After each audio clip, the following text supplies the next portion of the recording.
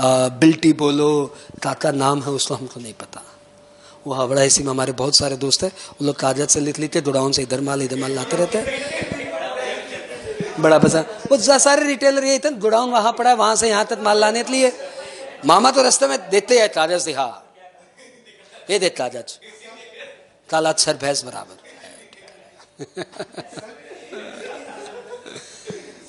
कागज दिखा, नहीं कागज दिखाएगा माल फालतू चापेगा, 200-300 रुपया लेगा। वो 200 रुपया बचाने वाला कागज है, वो जीएसटी का सब कोई लेना देना नहीं है। बोलो साहब।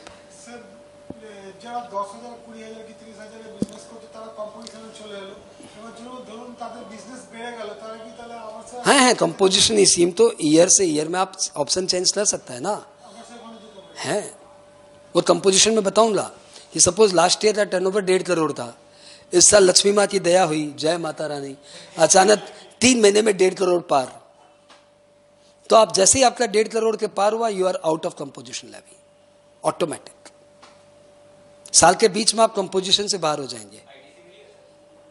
जैसे कंपोजिशन से बाहर वैसे ही आपको टैक्स देना है, आईटीसी मिल रहा है। सुना ना, बताऊंगा ना, कंपोजिशन चैप्टर में भी दो क्लास क्या करूंगा, इतना अच्छा टॉपिक चल रहा है, इतना अच्छा टॉपिक चल रहा है। तो ई वे बिल 50,000 से ऊपर जाएगा और आपका GSTR1 अपलोड होते जाएगा। जैसे जैसे जीएसटी आगे बढ़ते जा रहा है तो हमें लगा ये लोग सिंप्लीफाई करेंगे ये, और इसको इलेक्ट्रॉनिक करते जा रहे हैं। डेफिनेटली सिंप्लीफाई हो रहा है तुम लोग के लिए, और डेफिनेटली नॉन सिंप्लीफाई हो रहा है सीनियर सिटीजन्स के लिए, और इसको सिंप्लीफाई किया जा रहा है वाया इलेक्ट्रॉनिक, मतलब पोर्टल को यूज किया जा रहा है। अब ये लोग बोल रहे हैं ई इनवॉइस काटो, इनवॉइस छोड़ो, ई इनवॉइस काटो। क्या होता है ई इनवॉइस? पोर्टल से इनवॉइस बनाओ। पोर्टल से इनवॉइस कैसे बनाए? इनवॉइस मतलब मोबाइल पे बैठ के डिजाइन बना के वैसे वाला, वो इनवॉइस नहीं। इनवॉइस मतलब पोर्टल पे जाइए, इनवॉइस का एक नंबर मिलेगा आपको, वो इनवॉइस नंबर जनरेट करिए और उसके बाद वो नंबर के वाया इनवॉइस बनाइए। अच्छा, उससे क्या होगा? बना तो लेंगे, कोई छोटा सा काम है, बना लिए। अब उससे क्या होगा? उससे ये होगा कि आपका GSTR1 अपने आप, ई वे बिल भी अपने आप हो गया, GSTR1 भी अपने आप हो गया। उससे एक और फायदा है, अपना बंगाल में जीएसटी की चोरी सबसे ज्यादा होती है, सबसे ज्यादा मतलब एक्सपीरियंस वाइज सबसे ज्यादा होती है, बहुत चोरी है। यहाँ के लोगों का जो कलेजा है ना, मोदी से इनको कतई भय नहीं लगता। कौन मोदी? मतलब कोई भय नहीं लगता इनको, इनको एकदम भय नहीं है। अपने बंगाल के लोगों को जीएसटी चोरी करने में कोई भय नहीं है। तो लोग क्या किए, तुम्हें बताता हूं दुकानदारी कैसे हुई। कपड़ा मार्केट में ये कपड़ा दाम बेच रहा है 300, मार्केट रेट वही 300, कोई 298 बेच देता, कोई 295।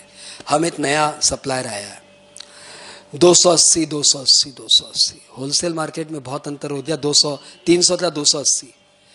ये लोग सकेगा ही नहीं, ये सब के सब बैठे रहे लोग, कहां से बेच रहा है? 280। नया बायर है, नया सप्लायर आया, वही माल वही क्वालिटी, जो परखना है परख ले, वही ब्रांड वही सब कुछ, 280। माल दिया, सारा माल उसी से खरीदा। हाँ, धड़ाधड़ माल बिका, मतलब 3 महीने के अंदर इन सब का सफाया, अपना ही माल बेचे जा रहा है। ठीक है, माल बेच दिया। आप लोग कपड़ा मार्केट वाले हो, आप लोग तो ऐसे आलसी हो, तो आप लोग जब अपना रिटर्न भरे तो आपको मालूम पड़ा कोई आईटीसी आपको मिल ही नहीं रहा है, GSTR2 में डिटेल ही नहीं आया। क्यों? क्योंकि हम फ्रॉड GSTI नंबर लगा के फ्रॉड बिल दे दिया आपको, और जो हम इतना दाम कम किया ना, वो कुछ नहीं, हम GST मार्जिन खाते बैठा है। मतलब ये तो जो माल बेचता है इंक्लूसिव ऑफ GST बेचता है ना 300 में, मैं तो GST गवर्नमेंट को देना ही नहीं है। मैंने 280 में आपको बेच दिया, बिल दे रहा हूँ GST वाला, उसमें GSTI नंबर भी है। हाँ, उसमें GSTI नंबर सर्च करोगे मेरा ही नाम आएगा, तो आपको लगे एकदम पक्का पार्टी है यार, उसी का नाम है, उसी का एड्रेस है, सब कुछ वही है, एकदम सही पार्टी है, बिल एकदम पक्का वाला बिल है। हाँ ठीक है, मैंने GST का जमा ही नहीं किया, क्या कर लेगा मोदी? पकड़ेगा मेरे को, पकड़। हम GST का जमा नहीं किया, 3 महीने बाद हम तेरी मार्केट से आउट। अब 3 महीने में तुम्हें यहाँ पे मैंने कोई 70-80 करोड़ का माल बेच दिया, 70-80 करोड़ में कोई 5% भी दरो या 12% भी दरो, तो कोई 10 करोड़ का GST का घपला करके यहाँ से भाग गया। किसका फूटा? थोड़ा सा मोदी का फूटा, ज्यादा तुम्हारा फूटा। क्योंकि तुम में से किसी को आईटीसी नहीं मिल रहा है, इनका बिजनेस तबाह किया वो अलग। मैं ऐसे मार्केट में जीएसटी चोर भरे हुए हैं, अब उनको भय नहीं है मोदी में तो ढूंढ ही नहीं पाएगा, क्या ढूंढ लेगा? हाँ इतना बड़ा इंडिया में मेरे को ढूंढ लेगा, कुछ नहीं ढूंढ पाएगा, हम गायब है, अंडर द ग्राउंड है। पकड़ लिया तो क्या करेगा? 3 साल भीतर डालेगा। वहां पे भी बिजनेस होता है, हम सुना जेल में बहुत बिजनेस होता है, हमें तो पिक्चर देखा था वहां पे बहुत मोबाइल का बिजनेस करेंगे जेल के अंदर। अरे शाबाश।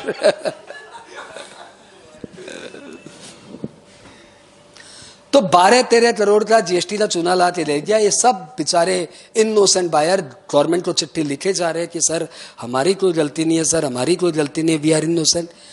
पोर्टल आपको आईटीसी अलाउ ही नहीं करेगा, ये चिट्ठी लिखना बेवजह है, यूजलेस। आप बेवजह मेहनत कर रहे हो, दीवार पे सर फोड़ रहे हो, कोई सुनेगा ही नहीं आपकी बात। तो इस प्रॉब्लम से निजात दिलाने के लिए कि जिससे मैंने माल लिया वो टैक्स की चोरी कर रहा है, मेरी क्या गलती? तो सुनो, मैं तुम्हें एक नया कॉन्सेप्ट देता हूं, ई इनवॉइस। अच्छा, ई इनवॉइस में क्या होगा? ई इनवॉइस में वो तुमको ई इनवॉइस जनरेट करके देगा, हाथों हाथ तेरे जीएसटीआर 2A में आएगा। चल तो देख लेना, क्योंकि ई इनवॉइस मतलब जीएसटीआर 1 ऑटो पॉपुलेटेड, तेरे जीएसटीआर 2A में नजर आएगा। तो तुम्हें और ज्यादा कॉन्फिडेंस आएगा माल लेते समय, मैंने इससे माल लिया, इसने मुझे इनवॉइस दिया, मेरे जीएसटीआर 2 में नजर आ रहा है, अभी तक सब सही हो रहा है। तो ई इनवॉइस का कॉन्सेप्ट लाया। तो ये भी आप ई इनवॉइस पोर्टल में जाके कर सकते हो। और जिनका टर्नओवर 50 करोड़ से ज्यादा है उनके लिए ई इनवॉइस इश्यू करना मैंडेटरी है। लॉ सिंप्लीफाई करने के लिए टफ करते जा रहा है। जिनका टर्नओवर 50 करोड़ से ज्यादा है उनके लिए ई इनवॉइस देना मैंडेटरी है। गवर्नमेंट को भी फायदा है कि उनका भी लायबिलिटी श्योर होते जा रहा है, क्योंकि बायर ही बोलेगा हमारे इनवॉइस लाते हैं। धीरे धीरे आज का बायर भले नहीं बोल रहा है, 2 साल बाद का बायर बोलेगा मेरे को ई इनवॉइस चाहिए, तो अपने आप ही पोर्टल में अपलोड हो रहा है, टैक्स की चोरी अपने आप ही कम होगी। यह हमारा पोर्टल, कॉमन पोर्टल, खतरनाक, वर्ल्ड का सबसे खतरनाक पोर्टल। ठीक है, अभी क्या चल रहा है ये तो मैं बताऊं। जीएसटीआर 1 आ गया था, मतलब लॉ में बहुत जल्दी 2017 में ही आ गया था जीएसटीआर 1, तो लोग जीएसटीआर 1 भरना शुरू कर दिए थे। 2018 में आया था जीएसटीआर 1, जो भी आया मतलब बहुत जल्दी आ जाता, 6 महीने के अंदर आ गया। जीएसटीआर 1 लोगों ने भरना शुरू कर दिया। जीएसटीआर 2A जनरेट भी होना शुरू हो गया था बहुत जल्दी, साल भर के अंदर। तो जीएसटीआर 2A भी पोर्टल ने अपलोड कर दिया, करेक्ट कर दिया, मतलब बहुत कम प्रॉब्लम हुई। लेकिन जीएसटीआर 2 का इन्होंने ऑप्शन डाला ही नहीं, शायद टाइम लग रही होगी या पता नहीं क्या था। तो जीएसटीआर 2 कभी इफेक्टिव हुआ ही नहीं। अच्छा, लॉ तो देखो बहुत हड़बड़ी में बना ना। 2016 में कॉन्स्टिट्यूशन में अमेंडमेंट लाया गया, 246 को अमेंड किया गया, एक्साइज हटाया, वैट हटाया। कॉन्स्टिट्यूशन चेंज करना बड़ी बात है ना। तो 246 को पूरा अमेंड करके 2016 में कॉन्स्टिट्यूशन अमेंडमेंट बिल आया। 2000 तब हमें लगा कि जीएसटी आना तो ताजमहल ही है, इतना बड़ा कंट्री में एक नया लॉ 2-3 साल लगेगा। ये लोग शुरू से बोल रहे थे हम लोग साल भर के अंदर ले आएंगे। हमें लग रहा था टोटल गब्बाजी, साल भर के अंदर कहां से ले आएगा। ठीक 15 महीने के अंदर ले आया, 1 जुलाई को ले आया। अब ले तो आए, लॉ बन के आ गया, मार्केट में लॉ इंप्लीमेंट हो गया, लोग सुनना शुरू कर दिए, समझना शुरू कर दिए, लेकिन जीएसटीआर 1 पोर्टल पे आया नहीं। तो टैक्स कैसे ले? तो एक बार एक टेम्परेरी रिटर्न लाया गया, जीएसटीआर 3B। उसमें क्या होता है कि आपका टोटल कितना सप्लाई है ये बता दो, और टोटल कितना आईटीसी है ये बता दो, और अपना नेट टैक्स बता दो, भर दो। Simple return. Total output supply, total ITC, total tax liability, उतना दे दो। तो 1, 2, 3 का तीनों का रिप्लेसमेंट क्या था? GSTR 3B। कब भरना है? 20 तारीख को। उसके थ्रू पेमेंट करना शुरू करो। तो एक बार जीएसटीआर 3B टेम्परेरी लाया गया, पब्लिक भी खुश, एक ही रिटर्न भरना पड़ रहा है। फिर धीरे धीरे जीएसटीआर 1 लाया। जीएसटीआर 1 आने के बाद थोड़े दिन बाद जीएसटीआर 2A आ गया, और अभी तक जीएसटीआर 1 लोग भर रहे हैं, जीएसटीआर 2A जनरेट हो रहा है, और जीएसटीआर 3B से नेट टैक्स पेमेंट हो रहा है। जीएसटीआर 1 से आपकी इनवॉइस वाइज डिटेल जाती है, जीएसटीआर 2A में आपकी इनवॉइस वाइज आईटीसी आती है, जो आप अपना चेक कर लो, और उसके बाद जीएसटीआर 3B में एक साथ बता दो कि टोटल टैक्स लायबिलिटी कितनी और टोटल आईटीसी कितना। आप ध्यान रखना, आईटीसी जीएसटीआर 2A से मैच करके भरना, हपजार्ड कुछ भी मत भर देना, ठीक है। इस तरीके से अब 3 रिटर्न चल रहे हैं मार्केट में, जीएसटीआर 1, जीएसटीआर 2A तो सेल्फ जनरेटेड है, वो भरना नहीं है, वो ओनली व्यू है, view VIEW, you can view on the portal, you don't need to submit it. तो आपको अभी क्या सबमिट करना है, सिर्फ 2 return, GSTR 1 and GSTR 3B। अब इतना पॉपुलर हो गया, पब्लिक इसमें इतना एक्वेंटेड हो गया कि गवर्नमेंट को ठीक ही लग रहा है ये। जीएसटीआर 1 तो भरना हो ही गया, उससे जीएसटीआर 2A जनरेट हो ही गया, अब क्या एक्सेप्ट करोगे, क्या मॉडिफाई करोगे, छोड़ो ना, जीएसटीआर 2A ही रहने दो, वो तुम देख लो और उसको देख के अपना जीएसटीआर 3B भर देना। GSTR 3B is what, total output tax liability, total ITC. तो इंडिया इतना कंफर्टेबल हो गया जीएसटीआर 1 एंड 3B में, या वही चल रहा है। Now the government is thinking कि हम लोग जीएसटीआर 2 और जीएसटीआर 3 तो लॉ से ही हटा दें। अभी तक तो लॉ में है, अभी तक तो लॉ में 10 तारीख, 15 तारीख, 20 तारीख तीनों डेट है, 1, 2, 3 तीनों रिटर्न है, लेकिन 2 और 3 प्रैक्टिकल नहीं है। और अभी लोग सिर्फ जीएसटीआर 1 भरते हैं, कुछ 10 तारीख को, कुछ 11 तारीख को, हाँ, और जीएसटीआर 3B भरते हैं 20 तारीख को, और जीएसटीआर 3B के साथ पेमेंट होता है। अब आपको समझ में आ गया क्या करेंटली चल रहा है। तो सर फिर तो वो मिसमैच और ये मॉडिफाई, हाँ, ये सब कोई बात नहीं है, कोई बात नहीं है। अब तो मोदी सरकार और खतरनाक हो गई है, इतना खतरनाक डिसीजन है ना, इनको पता नहीं क्या है। मतलब टैक्स को लेके दे आर नॉट रिलैक्स, एकदम भी दया नहीं है, कसाई है। दया करते बस इन सब में कि हमें ऑटोमेटिक जीएसटीआर 2A मिल गया, लेकिन टैक्स की चोरी को लेके एकदम कसाई है, काट देगा। अब क्या इन्होंने नया लॉ बना दिया कि जितना जीएसटीआर 2A में दिया जा रहा है ना, बस उतना ही आईटीसी है। इन्हें अपने जीएसटीआर 2A पे कॉन्फिडेंस है कि जीएसटीआर 2A एक्यूरेट है। यदि उसने जीएसटीआर 1 सही भरा है तो जीएसटीआर 2A एक्यूरेट है, हमारे पोर्टल में कोई घोटाला नहीं होता है। तो जैसे इनको अपना जीएसटीआर 2A में कॉन्फिडेंस आ गया, ये बोल दिए जितना जीएसटीआर 2A में है उतना ही आईटीसी मिलेगा। अरे वो गड़बड़ किया तो हमारा क्या गलती, सुनो, उसको बोलो रिटर्न रेक्टिफाई कर देगा, अगले महीने तुम अपना क्लेम कर लेना। यदि क्या होगा, वो 1 लाख की जगह 10 लाख की जगह 1 लाख ले है, हाँ तो 1 लाख पे आईटीसी मिलेगा, चलो यहां से भागो। अरे 10 लाख परचेज किया हूं, उसको बोलो वो पोर्टल में रेक्टिफाई करेगा, वो तो अगला महीना करेगा, हाँ तो तुमको अगला महीना आईटीसी मिलेगा, भागो यहां से। अब जो तुम बोल रहे हैं कि वो वहां से बोल रहे हैं सारे जीएसटीआर 2A दिखा रहे तुम्हारा 4 लाख का आईटीसी, और तुम यहाँ पे 14 लाख का आईटीसी क्लेम कर रहा है, खेला है, मजाक हो रहा है ये। तुम्हारा 2A बोल रहा है 4 लाख का आईटीसी और तुम बोल रहे 14 लाख का आईटीसी, बट नहीं मिलेगा, 4 लाख ही मिलेगा। क्योंकि अपना इंडिया तो मस्त है ना, महीना महीना रिटर्न भरना है, ऑडिट तो साल के बाद आएगा, आज क्लेम कर तो आईटीसी क्लेम कर तो, तुम क्लेम करना हम देख लेगा। मालिक लोग का आदत ये है, टीवी लेके आया, घर पे लगाया, आईटीसी डाल दिया। चार्टर्ड बोल रहा है भैया मत करो ये सब काम, आपका भाई साहब कोयले का काम है, आपकी इतनी सी ऑफिस है, इतनी सी आपकी ऑफिस है जहाँ पे 4 टीवी लगाने की दीवार नहीं है, वहां पे आप 7 एसी ऑलरेडी आईटीसी क्लेम कर लियो। आप क्या कोयले की माइन में एसी लगा रहे हो, क्या कर रहे हो भाई साहब। कभी कोई आ गया तो क्या होगा, आ गया तो देखेगा, सब क्लेम करता है। हम मॉर्निंग वॉक में जाता है, वहां पे मिश्रा जी भी क्लेम करते हैं, उनसे बात करा है तुम्हारा, सब क्लेम करता है, हम ही बुड़वक है। अरे भैया मत क्लेम करो ऐसा, आप अपना घर के लिए एसी लाए हो, ऑफिस में जगह ही नहीं है, कोई भूल से ऑफिसर आ जाए क्या बोलेंगे, उस समय हम संभाल लेंगे।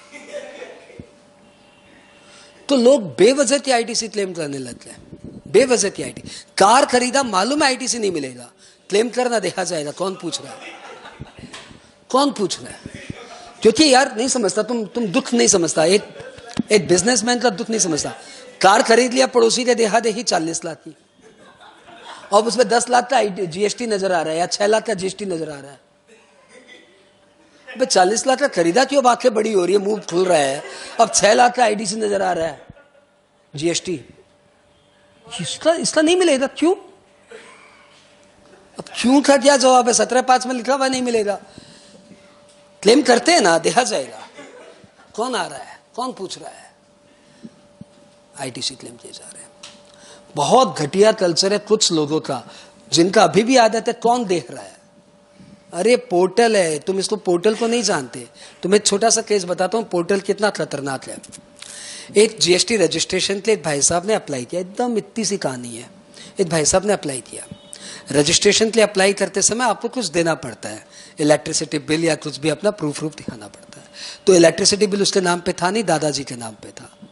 तो उसने दादाजी का वो पीडीएफ निकाला इलेक्ट्रिसिटी बिल का। पीडीएफ में वेरी इजीली मॉडिफाई हो जाता है, नाम दादाजी का हटा के अपना नाम लगा के उसका नया पीडीएफ बना के पोर्टल पे डाल दिया। क्या कौन चेक कर रहा है यार? इलेक्ट्रिसिटी बिल को कौन वेरीफाई कर रहा है? कौन? मैं रजिस्ट्रेशन के लिए अप्लाई कर रहा हूं, साथ में 7 पेपर लगा रहा हूं, आज तक कोई नहीं देखा है ना। अरे मेरे तो 2 बेटियां है, एक बेटी गाड़ी चलाती है, उसके पास लाइसेंस है, दूसरी भी गाड़ी चलाती है, उसके पास लाइसेंस नहीं है। वो बड़ी की लेके चली जाती, कौन फोटो मिला रहा है? कुछ चेहरा नहीं मिलता, चेहरा कुछ नहीं मिलता। बोला मिलाता कौन है? गाड़ी है, लाइसेंस है, बस आराम से 16-15 साल की है, गाड़ी चलाती है और लाइसेंस भाई बहन की लेके जाती है। कौन देख रहा है? तो इंडिया में तो कल्चर है, कौन देख रहा है? तो कौन देख रहा है? इलेक्ट्रिसिटी बिल को कौन मिलाएगा? मिलाएगा तो क्या हुआ, दादाजी के तो है, उसका रजिस्ट्रेशन कैंसल्ड। बोलो इलेक्ट्रिसिटी बिल से पोर्टल इलेक्ट्रिसिटी कंपनी का नंबर निकलवा के वहां से मिला रहा है। उनका आर्टिफिशियल इंटेलिजेंस उस लेवल पे है, वो लोग कुछ कर नहीं रहे, उनका सॉफ्टवेयर वैसा डिजाइंड है। आप electricity number detail, consumer number की डिटेल डालो, उनका इलेक्ट्रिसिटी कंपनी के साथ वो सिंक्रोनाइज्ड है, वहां से डिटेल आ रही है, वो मिसमैच बता दे रहा है, मिसमैच बता रहा है, मैसेज आ रहा है इलेक्ट्रिसिटी बिल टेम्पर्ड। कौन जमाने में वो बोलते, कौन देख रहा है?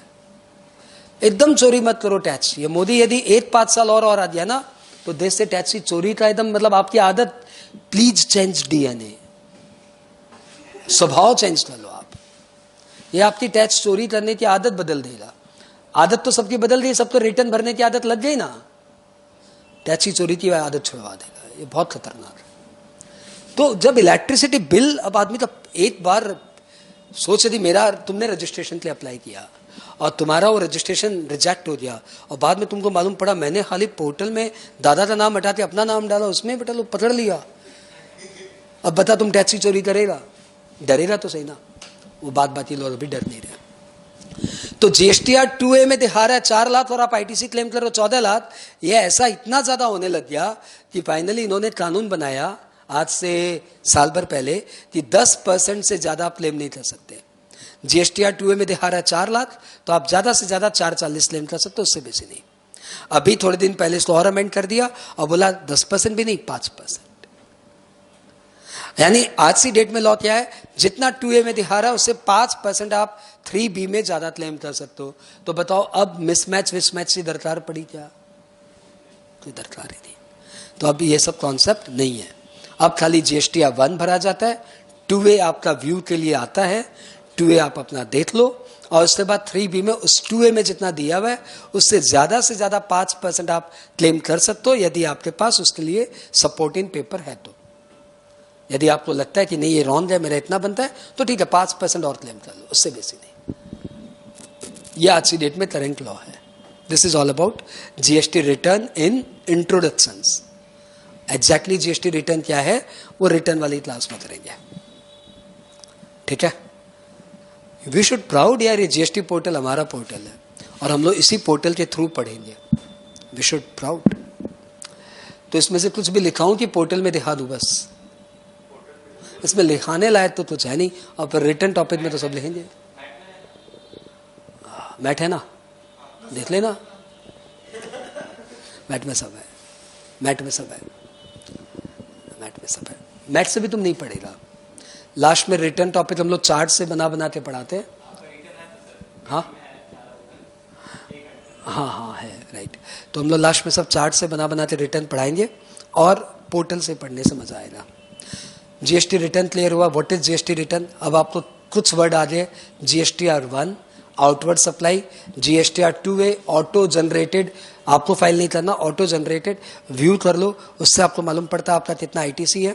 और उसके बाद जीएसटीआर 3B में आप अपना आउटपुट टैक्स लायबिलिटी जीएसटीआर 1 से मैच करा के लिखिए, और invert tax liability GSTR 2A में जितना दिया हुआ है उससे ज़्यादा से ज़्यादा 5% ज़्यादा क्लेम कर लो। कम करना चाहो तो जितना कम करना कर लो, ज़्यादा 5% ज़्यादा नहीं कर सकते, ठीक है। और ये आपका आ गया आईटीसी। जीएसटीआर 3B में अपना टैक्स दे दो। आज की डेट में जीएसटीआर 1 है, 2A है, 3B है। इसके अलावा जीएसटीआर 2B भी है, वो क्या है रिटर्न की क्लास में करेंगे, तो काम का नहीं है, रिटर्न की क्लास से समझ में आ जाएगा। रिटर्न के 37 रिटर्न अभी भी हुआ थे, क्योंकि हमने जो कीड़ा डाल दिया ना, 37 रिटर्न, एक रिटर्न का 2000, 74,000, वो रह गया दिमाग में। इससे सड़क पे लोग आ गए, सड़क पे लोग आ गए तो इन्हें लगा कि लॉ को रिलैक्स करना पड़ेगा, तो इन्होंने बहुत जल्दी एक अमेंडमेंट लाया कि जिनका टर्नओवर 1.5 करोड़ तक है वो लोग चाहे तो क्वार्टरली रिटर्न भी भर सकते हैं, लेकिन पेमेंट मंथली करना पड़ेगा, ठीक है।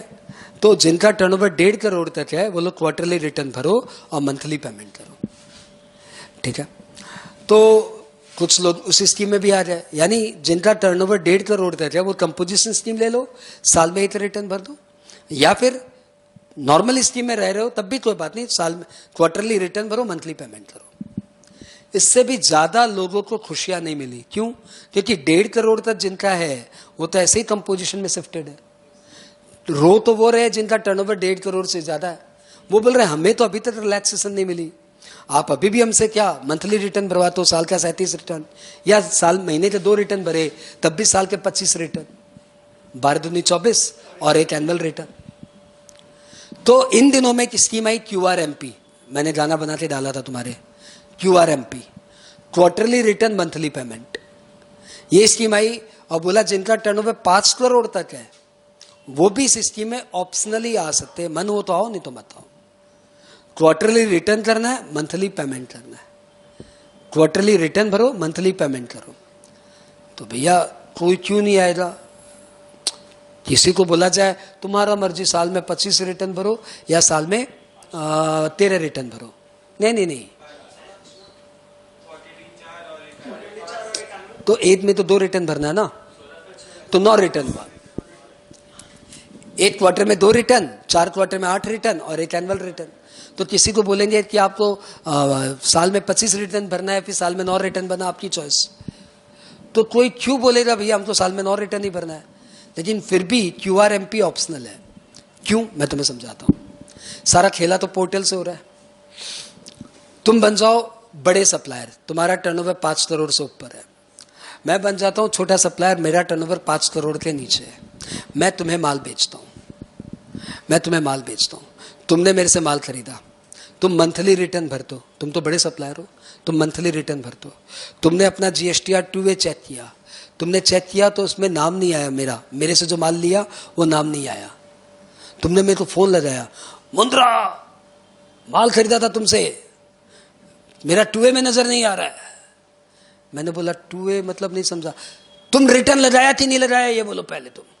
हम बोला हम रिटर्न अभी क्यों लगाएगा, अभी तो अप्रैल महीना चल रहा है, अप्रैल महीना चल रहा है तो रिटर्न नहीं लगाएगा क्या तुम?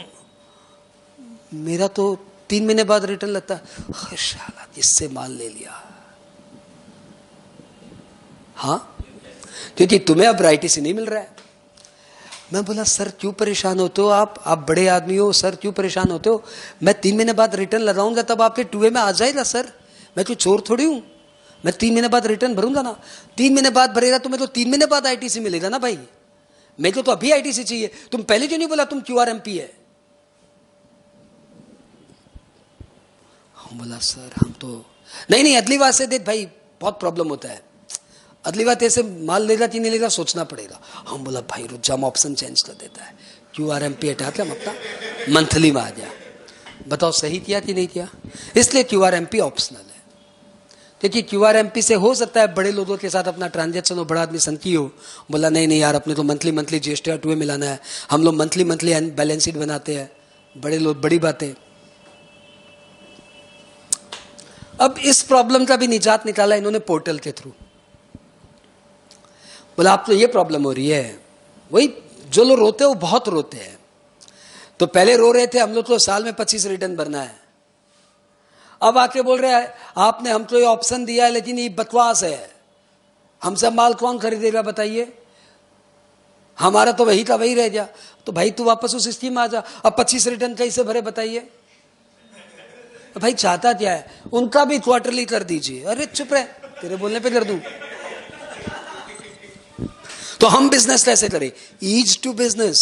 अरे बहुत बड़ा वर्ड है भाई, कंट्री के बिजनेसमैन को हमेशा सपोर्ट करते रहना देश की बहुत बड़ी रिस्पॉन्सिबिलिटी है। तो इन्होंने एक नया कॉन्सेप्ट डाला, IFF, इनवॉइस फर्निशिंग फैसिलिटी।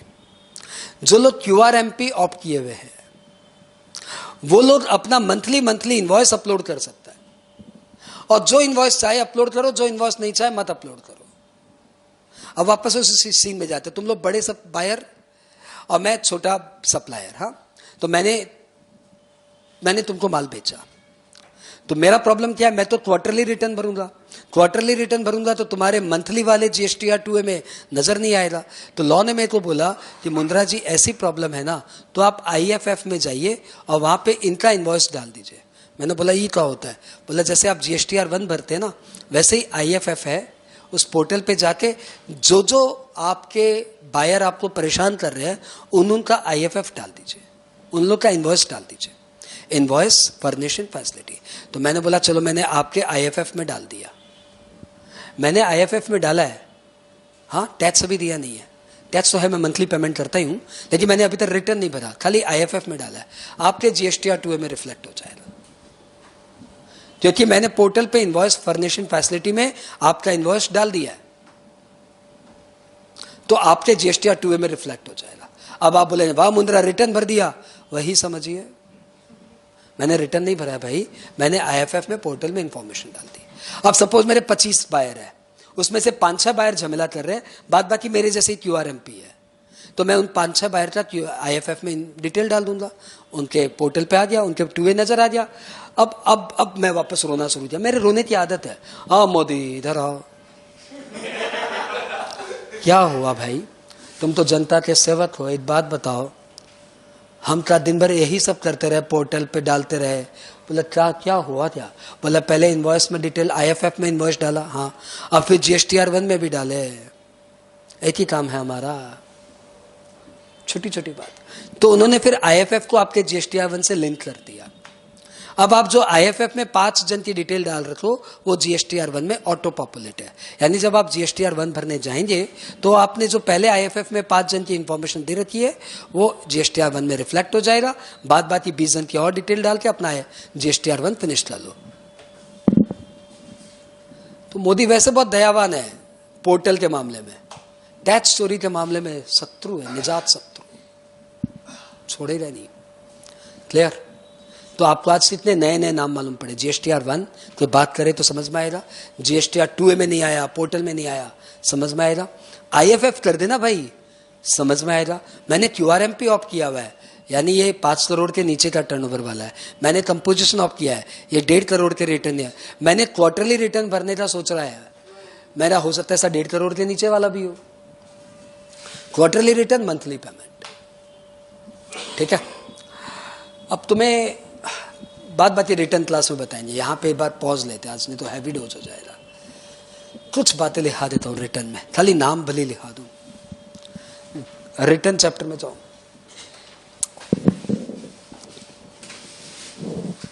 सोचो पोर्टल के बारे में सुन के इतना मजा आ रहा है, और कितनी मेहनत से इन्होंने पोर्टल बनाया यार।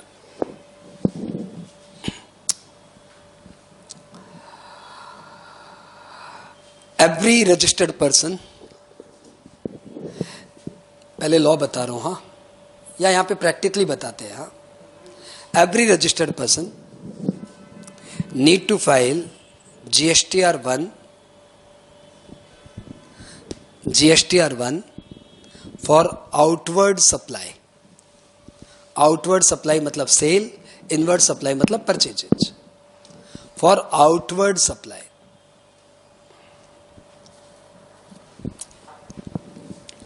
on 10th of next month, ये 11 तारीख हो गई है,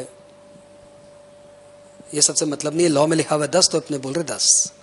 on 10th of next month, stop para change, He need to file GSTR 3B on 20th 20 तारीख.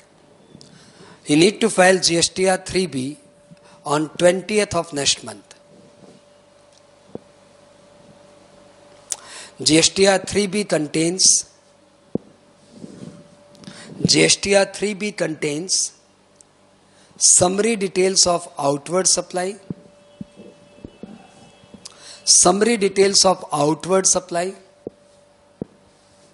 मतलब इनवॉइस वाइज नहीं है, समरी है. Summary details of outward supply and ITC and tax payable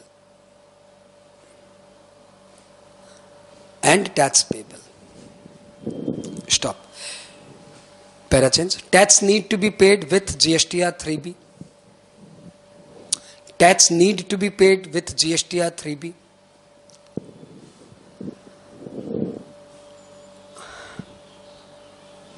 Stop. Para change. GSTR 2A is auto-generated statement. GSTR 2A is an auto-generated statement containing details of all inward supply. GSTR 2A is an auto-generated statement containing details of inward supply. Auto generated है मतलब ये ध्यान रखिएगा, उन्हीं का information आएगा जिन्होंने अपना अपना रिटर्न भर दिया. कई बड़ी कंपनीज थ्रेट करती है, भयंकर थ्रेट. मेल का कल्चर डेवलप करो. यदि अच्छा मेल लिखना नहीं आता तो आज से अच्छा मेल लिखना शुरू करो, थोड़े फॉर्मल मेल लिखना शुरू करो, अच्छे मेल को पढ़ना शुरू करो. वो भी एक स्टडी हो गई आज की डेट में. मेरी एक कज़न है, उसका अभी अच्छी कंपनी में जॉब लग गया जस्ट बिकॉज इंजीनियर है खैर, लेकिन उसका मेलिंग क्वालिटी बहुत अच्छा है, तो उसका उस कैपेसिटी पे 12-13 लाख का जॉब लग गया. इंजीनियर है वो अलग बात है. क्योंकि कंपनीज जिनका रिटर्न नहीं भरा आता है, जैसे मैंने तुम्हें बताया ना 50% लोग रिटर्न टाइमली भरते हैं अभी भी. तो आजकल कंपनियां जिनका रिटर्न माल खरीदा है तुमसे और तुम्हारा रिटर्न नहीं लगा है, तो तुमको जो अच्छे से मेल में झाड़ेगी ना, पूरा लीगल नोटिस लगेगा वो, ये तुम रिटर्न क्यों नहीं भर रहा है. क्योंकि तेरा रिटर्न नहीं भरा मतलब मेरा आईटीसी गया, तो तुमको एकदम अच्छे से झाड़ेंगे, बहुत अच्छे से झाड़ेंगे, ताकि तुम सपने में भी नहीं सोचे, और तेरा पेमेंट अटका देंगे. मतलब 1 मंथ पेमेंट डिटेल्स बन गया है, तेरा पहले 2A में नाम आने दे, फिर तेरा पेमेंट आएगा, पेमेंट अटका देंगे. और सपोज तुम सोर्स वोर्स बढ़ा दिया, वाया बढ़ा के पेमेंट लेने भी पहुंच गया, तो जीएसटी का तो पेमेंट तेरा अटक ही जाएगा. यदि तुम्हारा बिल है 1,18,000 का और तभी तक तेरा नाम मेरे 2A में नजर नहीं आया, तो मैं तुझे 18,000 कैसे दूं. तो मेरा भाई है तब भी मैं तुझे नहीं दूंगा, मेरा आईटीसी मरेगा ना, तो मैं तुझे 1 लाख दूंगा, जीएसटीआर 2 में नाम आने दे 18,000 भिजवा दूंगा. ये मार्केट का कल्चर है, ये जीएसटीआर 2A का कमाल है. ये पेमेंट कल्चर डिसाइड करता है, ये डिसाइड करता है कि इससे माल लेना है कि नहीं लेना है. तो auto generated statement which contains details of all inward supply. Stop. पैरासेंस. Apart, an annual return need to be filed. Apart, an annual return need to be filed on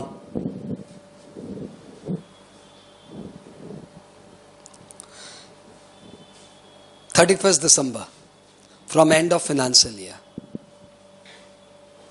On or before, on है तो on और before भी है. On or before 31st December from end of financial year.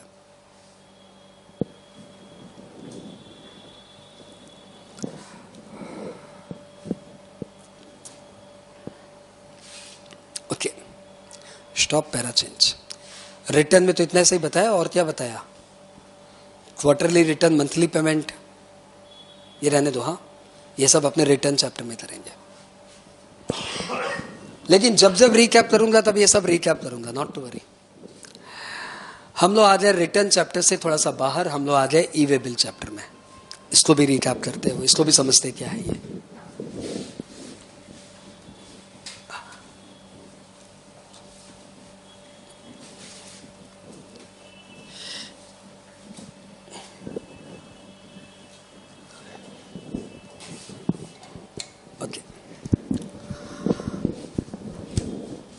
E way bill, what is it?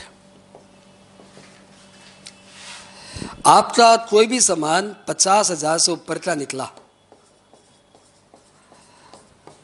Road पे, मैं ये नहीं पूछूंगा कि ये माल सेल हो रहा है, कि ये माल अपने ही दूसरी ब्रांच में जा रहा है, या ये माल रिपेयर के लिए जा रहा है, या ये माल जॉब वर्क के लिए जा रहा है, मुझे नहीं पता।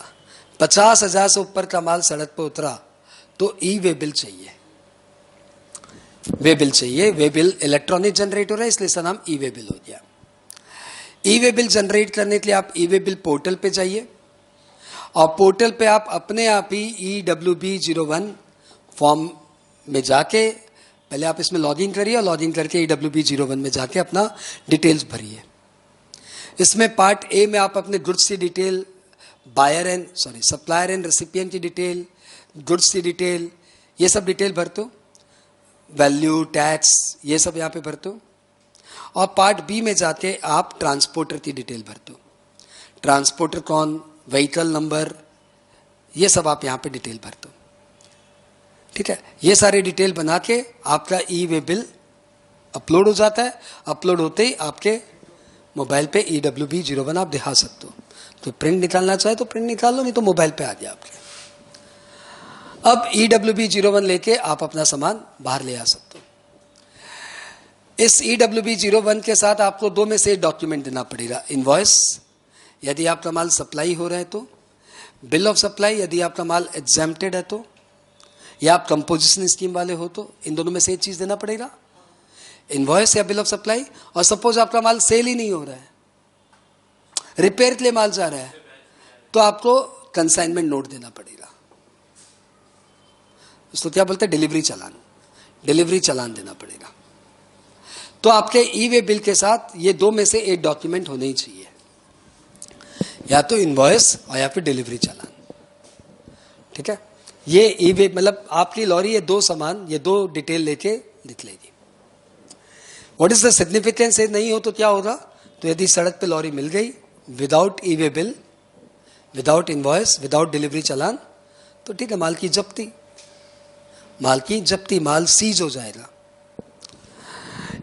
यहां पे आप दिखा रहे हो कि हमारा माल है 5 लाख का, इंस्पेक्टर ने रोक लिया सड़क पे, उसको लगा कहां 5 लाख, अपेरेंटली 50 लाख है, माल साइड करो, जब्ती।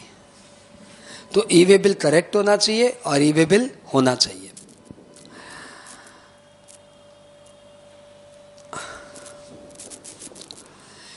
आपका माल यदि सप्लाई नहीं हो रहा है, सेल नहीं हो रहा है, ऐसे बस रिपेयर के लिए जा रहा है, तब भी आपको वैल्यू डिस्क्लोज करना पड़ेगा, टैक्स डिस्क्लोज करना पड़ेगा। क्योंकि रास्ते में इंस्पेक्टर इतना छानबीन नहीं करेगा कि माल क्या हो रहा है क्या नहीं हो रहा है, बस उतना देखेगा ई वे बिल है कि नहीं है। ई वे बिल होने के कारण आपके पोर्टल पे डिटेल जा रही है, पोर्टल पे डिटेल जा रही है तो उनको सब खबर है, इतना तुम्हारा माल मूव किया, तुम कितनी बार बोलेगा मेरा रिपेयर के लिए मूव किया। अल्टीमेटली तुम्हारी GSTR, तुम्हारी आउटवर्ड सप्लाई ई वे बिल के थ्रू कहीं ना कहीं मालूम पड़ जाएगी। समरी में बताया, बहुत समरी में बताया, एक पूरी 3-3.5 घंटे की क्लास लगती है इस चैप्टर को पढ़ाने में, लेकिन समरी में तो यही बात है भाई। ठीक है, बहुत ही जरूरी है। हाँ, ठेला वेला से माल जा रहा है तो ई वे बिल नहीं लगता, कोई भी मोटर व्हीकल से माल जाएगा तो ई वे बिल लगेगा। तो ये जो कपड़ा मार्केट से इधर उधर से माल आ जाता है, ठेला वेला में डाल के ले आया तो ई वे बिल नहीं चाहिए। फिर जो पुराना कल्चर है, तो बिल है, तो चलान है, बिल्टी है, वो सब करो, हम लोग को मतलब नहीं है। GST ऑफिसर को इन सब से मतलब नहीं है, उससे सड़क के ट्रैफिक पुलिस को मतलब होता है, उससे अपने को GST से कोई मतलब नहीं है। तो ठेला वेला में ई वे बिल लगता ही नहीं है। ई वे बिल सिर्फ मोटर व्हीकल पे लगता है, ट्रेन में लगता है, एयरक्राफ्ट में लगता है, वेसल्स में लगता है, ठेला गाड़ी में नहीं लगता, झाका मुटिया नहीं लगता। ठीक, इसके ऊपर भी 2 लाइन लिख लो, खत्म करो इसको। For any supply, for any movement of goods from one place to another, ये मत सोचो बड़ा बाजार की दुकान से बड़ा बाजार की दुकान में माल जा रहा है, इन सबसे हमें कोई मतलब नहीं है। फॉर एनी क्या, movement of goods from one place to another, e-way bill is required if value of goods If value of goods is more than 50,000. If value of goods is more than 50,000. Stop. E-way bill must be supported by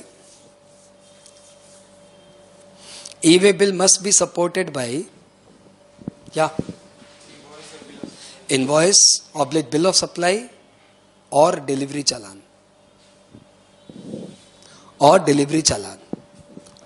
E-way bill must be supported by invoice or bill of supply or delivery challan.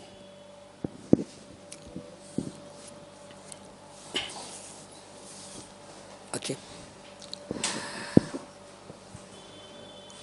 In case of violation of provision, goods will be subject to seizure. In case of violation of provision, goods will be subject to seizure. Confiscation भी बोल दो, एक ही बात है. आपका माल जब्ती हो जाएगा भाई. कन्फिस्केशन. आगे बात करें. अब इनका सपना देखो. अभी तक ये सपना इंप्लीमेंट नहीं हुआ है, लेकिन इनका सपना देखो. अच्छा, बीच में ये टोल टैक्स लिए तो क्या गाड़ी पे स्टिकर लाने का प्रोविजन आया था? हाँ, वही टोल टैक्स लाइक स्टिकर लाया ना गाड़ी पे. क्या? Fast track. What is that provision? कि टोल टैक्स लिए आपको रुकना पड़ता है. वो टोल टैक्स ले पर आपको 20 रुपया देना पड़ता है, 10 रुपया देना पड़ता है, फिर गाड़ी आगे बढ़ती है, जाम लगता है रास्ते में.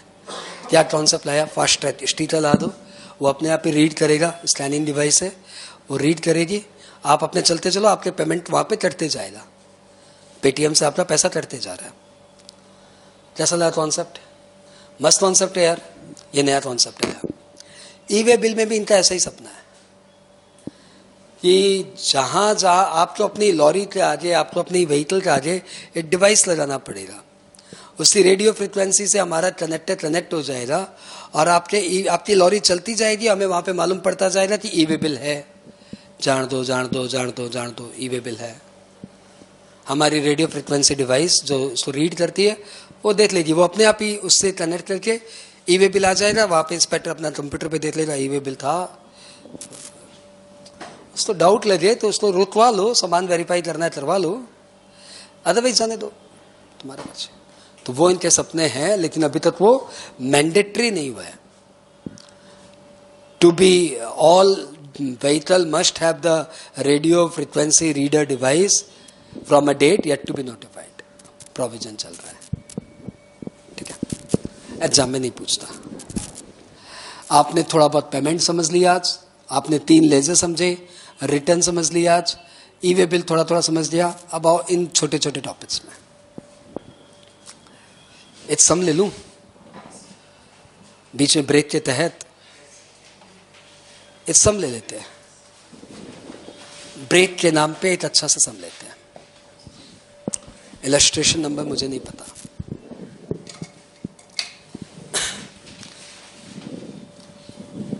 खाली रूम को पढ़ाते थे ना, तो 1-1.5 घंटे के बाद यार थकान हो गई. अभी तो मेरे को मालूम ही नहीं पड़ा मैं कितना देर पढ़ा चुका हूँ. घड़ी देखूंगा तो मालूम पड़ेगा. वो 2.5 घंटे ऑलरेडी हो चुके हैं. मालूम ही नहीं पड़ता, एकदम नहीं मालूम पड़ता. सच्ची हम पढ़ाने में बहुत गंदा आदमी है सब.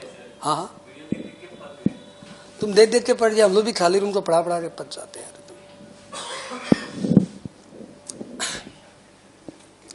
अच्छा, ये नहीं समझ में आता कि जो स्पीड जा रही है वो मोमेंटम सही है कि नहीं है. थोड़ा तेज हो गया तो नुकसान हो जाएगा. अपने क्या बात करें, छोटे से इलस्ट्रेशन की बात कर रहे हैं. Aids of West Bengal, Joy Mamata Di, furnished following detail.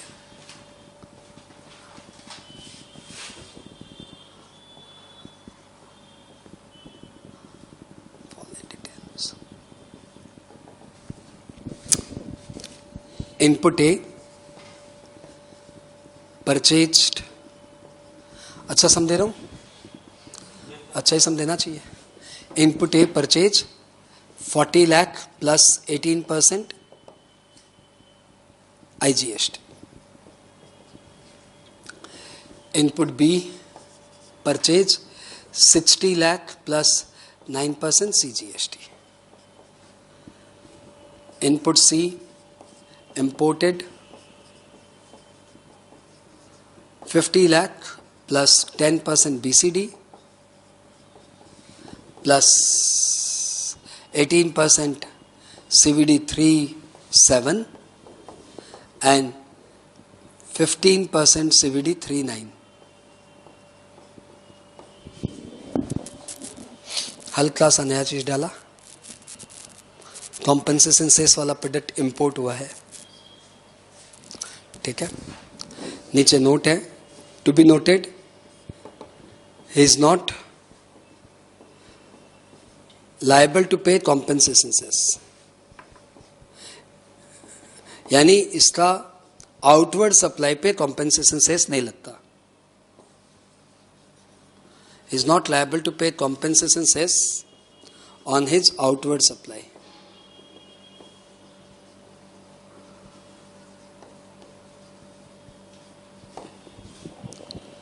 तो बताओ कॉम्पेंसेशन सेस का आईटीसी मिलेगा? लॉ बोलता है ले लो, कैरी फॉरवर्ड कर लेना. हम बोला भैया क्या कैरी फॉरवर्ड कर लेना, मेरा आउटवर्ड सप्लाई पे नहीं लगता तो हम लेके करेगा क्या? तो बताओ कॉम्पेंसेशन सेस का क्या होगा? जिस टैक्स का आईटीसी नहीं मिलता वो टैक्स कॉस्ट में ऐड हो जाता है. क्लियर? हिंट्स दे दिया, हिंट्स या पूरा ही बता दिया. जिस टैक्स का आईटीसी नहीं मिलता वो कॉस्ट में ऐड हो जाता है. Input D purchase from composite scheme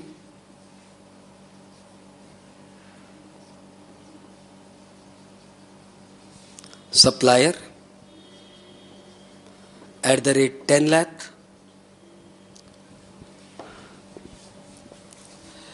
Input E, input service hired from a supplier falling under RCM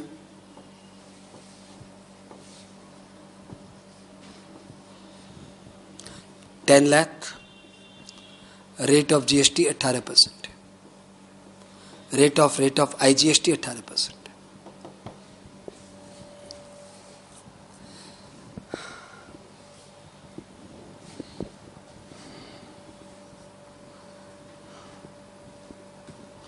capital goods machine खरीदा, purchased for 50 lakh plus 18% GST, IGST.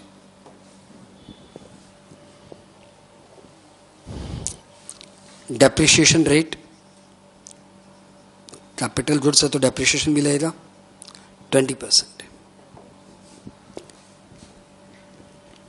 इसको और अच्छा कर दूं क्या, या इतना ही अच्छा ठीक है? ठीक, इतना अच्छा ठीक है. इतना ही तुम्हें मैं समझ में आ गया. तुम ये सोच लिया तुम ही को बना, मतलब मेरे को बनाना है. Profit 40% on cost. बोलता कर दीजिए, आपका मर्जी. आगे की इंफॉर्मेशन यहां पे 30% goods sold intra state, 50% of goods sold inter state, 20% goods exported under bond.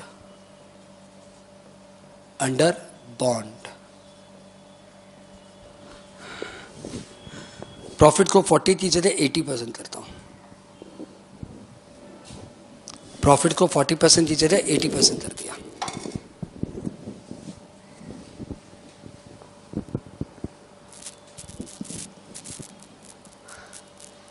क्या चाहते हो? 5 मिनट दीजिए, स्टेटमेंट 1 बनाते हैं. 5 मिनट लो, स्टेटमेंट 1 तो बनाते दो.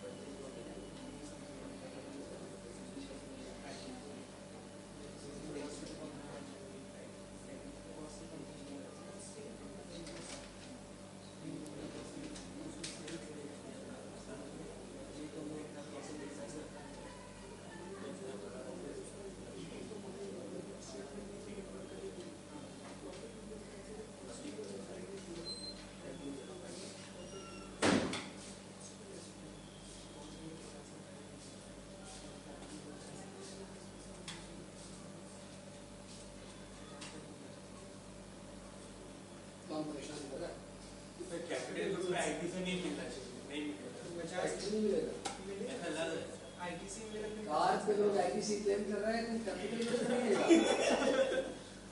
एक मशीन, एक फैक्ट्री बैठाएंगे, करोड़ों की मशीन लगेगी, उसमें आईटीसी नहीं देगा। चला दे भाई तुम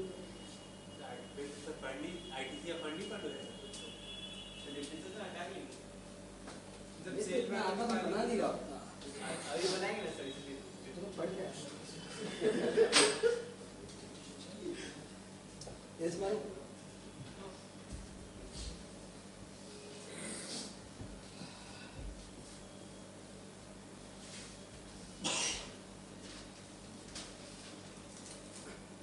मतलब ये प्रूव हो गया कि कुछ भी नया आते ही आप लड़खड़ा जाते हो। ये लड़का जीएसटी नया आने से बिजनेस लड़खड़ा गया।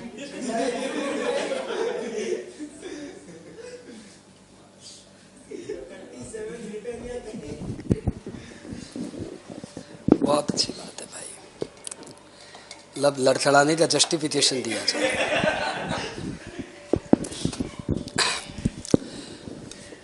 Statement 1,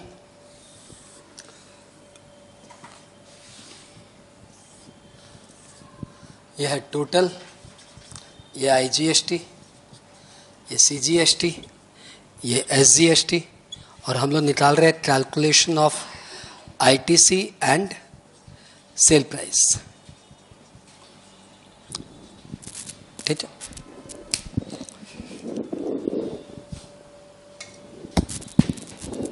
okay.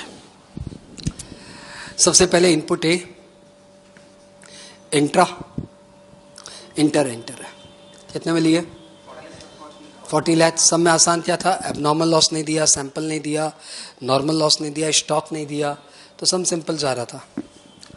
Input A 40 lakh, 7.2 lakh. Input B intra कितना? 60 लाख का 9%, 5.4 lakh, 5.4 lakh. Next input C imported, 50 lakh का माल है। बीसीडी लगा है 5 लाख, 55 लाख, और सीवीडी 39 लगा है, 37 लगा है। रेट बताया? रेट बताया? 18 मान लेते हैं, 55 का 18% हो जाए 9.9, 9.9। इसका आईटीसी आपको मिल जाएगा। और सीवीडी 39 लगा है 15%, 55 का 15%, 55 का 15%, 8.25। तो कॉस्ट में क्या क्या आएगा? ये आएगा, ये आएगा और ये आएगा, क्योंकि ये तो कॉस्ट है ही, इसका आईटीसी नहीं मिलता, इसका आईटीसी नहीं मिलता, तो 63.25। हाँ बताओ भाई, किसका राइट हो गया? हाँ, नॉट द बैच। क्या मिस्टेक दादा? ऐसे ही छोड़ दिया? क्या मिस्टेक?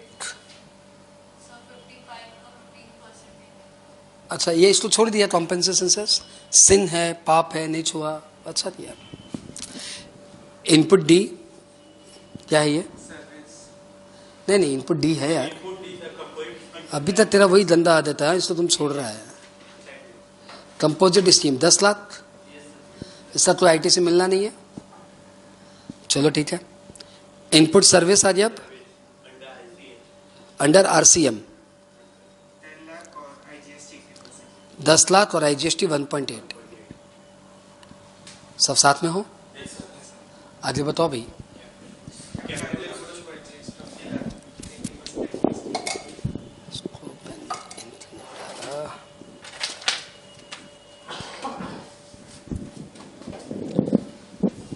ओके, कैपिटल गुड्स नया आ गया, ध्यान से देखो। कैपिटल गुड्स कितने में खरीदे? 50 लाख, तो 50 लाख आईजीएसटी 18%, 9 लाख आईटीसी मिलेगा, कोई दो राय नहीं है। हाँ, लेकिन कैपिटल गुड्स कॉस्ट शीट में नहीं आ सकता, ये तो आपने कॉस्ट शीट वाले सर ने सिखाया है। कैपिटल गुड्स का डेप्रिसिएशन सिर्फ कॉस्ट शीट में आता है। अरे इतना तो कॉमन सेंस है यार, कॉस्ट शीट वाले सर नहीं सिखाए तो क्या हुआ कि कॉस्ट शीट बनाते समय सिर्फ डेप्रिसिएशन ही आएगा, लेकिन कैपिटल गुड्स पे आईटीसी पूरा मिलेगा, कोई प्रॉब्लम नहीं है। हाँ ओके, आगे बढ़े।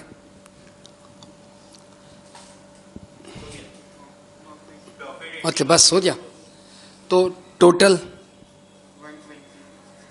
ये कॉस्ट हो गया 120, 100 तो यही नजर आ रहा है, 160, 70, 80, 190, 193.25। इसका आईटीसी मिल गया 7, 16, 18, 17, 17, 17, 18, 18, 27, 27.1, 27.9। ठीक है क्या, देख लो 5.4, 5.4। एड प्रॉफिट 80%, इसका 80% हो जाएगा भाई 172 और 175.5 समथिंग। हाँ 1 हो सकता है 150। चलो खत्म करें इसका। और आपका सेल वैल्यू आ गया 200, 300।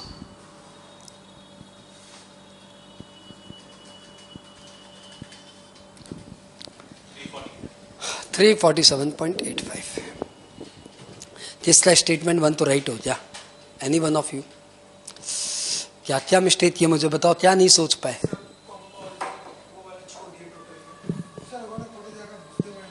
बोलून हाँ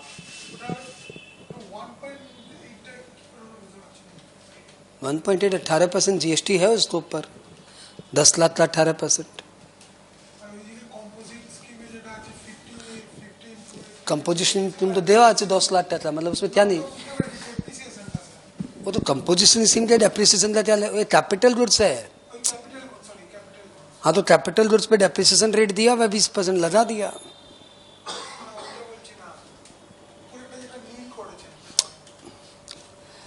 दादा थोड़ा सा है ना, पढ़ाई को थोड़ा सा प्रैक्टिकली लो, थोड़ा सा प्रैक्टिकल। मशीन खरीदे हो 50 लाख का, हाँ तो मशीन का 50 लाख क्या कॉस्ट शीट पे डाल दोगे, या मशीन का डेप्रिसिएशन कॉस्ट शीट में आएगा? हाँ मशीन का कॉस्ट शीट में आएगा कि मशीन का डेप्रिसिएशन कॉस्ट शीट में आएगा? दादा बोलूं तो बोलता हम कॉस्ट का ट्यूशन नहीं लिया जा। अरे कॉस्ट का ट्यूशन नहीं लिया तो क्या हुआ, इतना तो बुद्धि है ही ना तेरे को कि हम कोई मशीन खरीदा है तो मशीन पूरा का पूरा तुमको पता है हम तुमको कितना में पढ़ा रहा है, तुमसे हम फीस इतना लिया है, मारपीट के 10,000 लिया है, तुम्हारे ऊपर 1 करोड़ का खर्चा लगता है मेरा। सेंटर मेरा 1 करोड़ का है, 1 करोड़ तुम्हारे ऊपर खर्चा लगा, तुम्हें तो देता क्या 10,000 रुपये। बट तो ऐसे बोलने से होगा, एक स्टूडेंट को पढ़ाने में आप पूरा बिल्डिंग का खर्चा इसी पे डाल देंगे। तो वैसे ही कोई भी कैपिटल कॉस्ट शीट में थोड़ी आता है, कॉस्ट शीट पे तो उसका खाली डेप्रिसिएशन आता है। तो डेप्रिसिएशन कितना आएगा, 50 लाख का 18%, सॉरी 50 लाख का 20%, वो डेप्रिसिएशन मैंने कॉस्ट शीट में डाल दिया। लेकिन जो आपने टैक्स दिया है मशीन खरीदते समय उसका आपको आईटीसी दे दिया। मुझे चैन खूब ভালো হয়েছে तो हाँ, कोई भी ब्लैक स्पॉट मत रखना, सब क्लियर रहना चाहिए। बात बाकी क्या मिस्टेक किया? हाँ हाँ मिलेगा नहीं तो कॉस्ट शीट में ऐड कर दिया।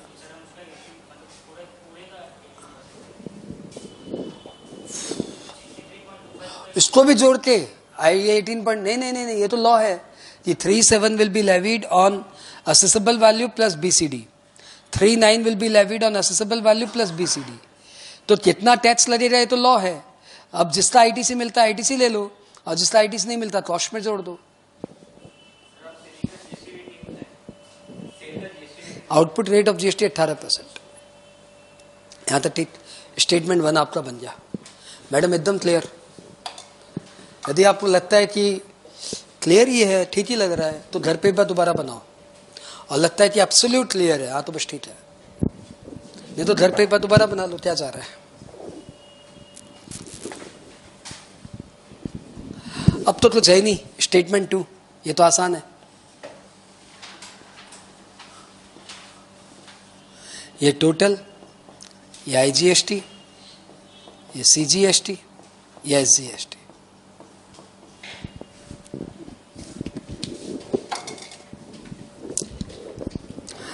इंट्रा स्टेट सेल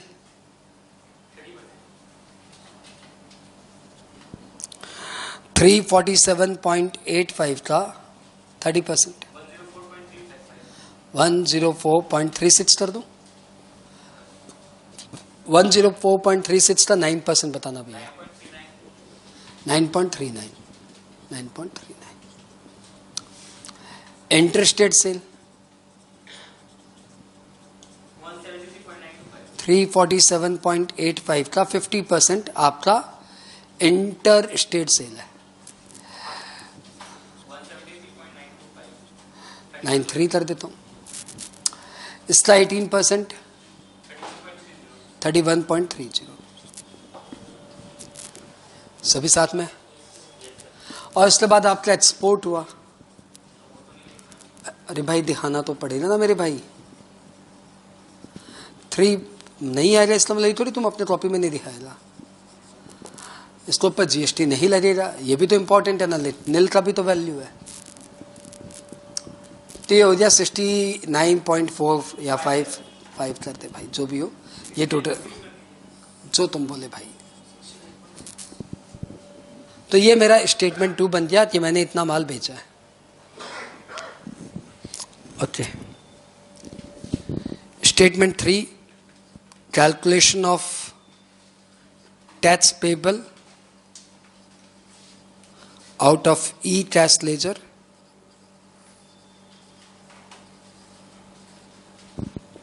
कितना आपको ई कैश लेजर से टैक्स देना है वो बता देते आप।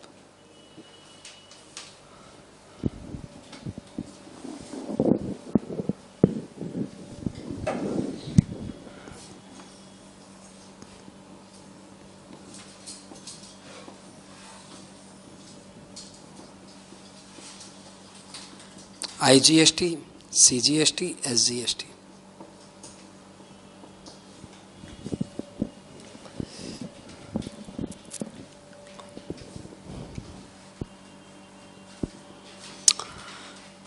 आउटपुट टैक्स लायबिलिटी या 31.3 या 9.39 या 9.39। ये मेरी आउटपुट टैक्स लायबिलिटी है।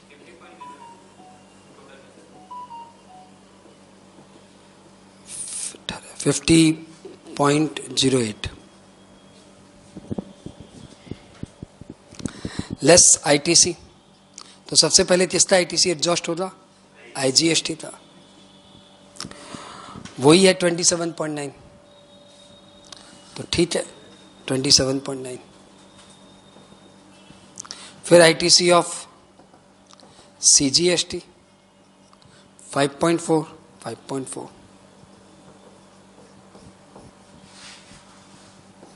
और फिर ITC ऑफ SGST है 5.4, 5.4।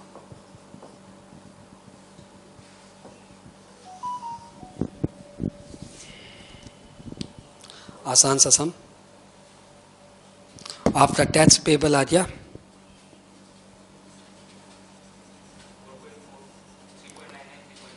ये 4.4, ये 3.99, ये 3.99, 4 4 8 4 12, 12.38।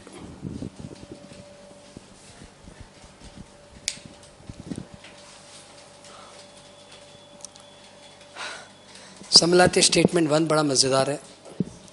ITC बड़ा मजेदार है।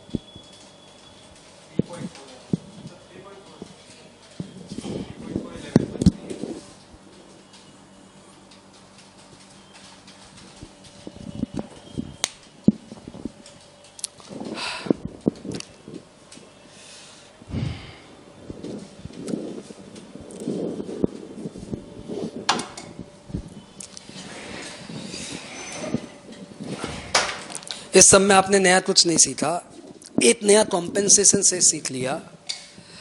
जो आपका कॉन्सेप्ट एकदम क्लियर है कि जिस टैक्स का मेरे को ITC नहीं मिलेगा वो टैक्स कॉस्ट में ऐड हो जाएगा। और आपने एक नया क्या सीख लिया कि कैपिटल गुड्स का आईटीसी तो मिलता ही है, लेकिन कैपिटल गुड्स कभी कॉस्ट शीट में नहीं आता, उसका डेप्रिसिएशन आता है। पहली बार कर रहे हो इसलिए नया लगा। चलो आगे बढ़े, अब कुछ नया सीखते हैं। तो जीएसटी में टीडीएस और टीसीएस का कॉन्सेप्ट है। ये टीडीएस और टीसीएस बोलते ही लोग सोचते हैं इनकम टैक्स वाला टीडीएस और टीसीएस, क्योंकि इनकम टैक्स का टीडीएस टीसीएस बहुत पॉपुलर है और जीएसटी का टीडीएस टीसीएस कम पॉपुलर है।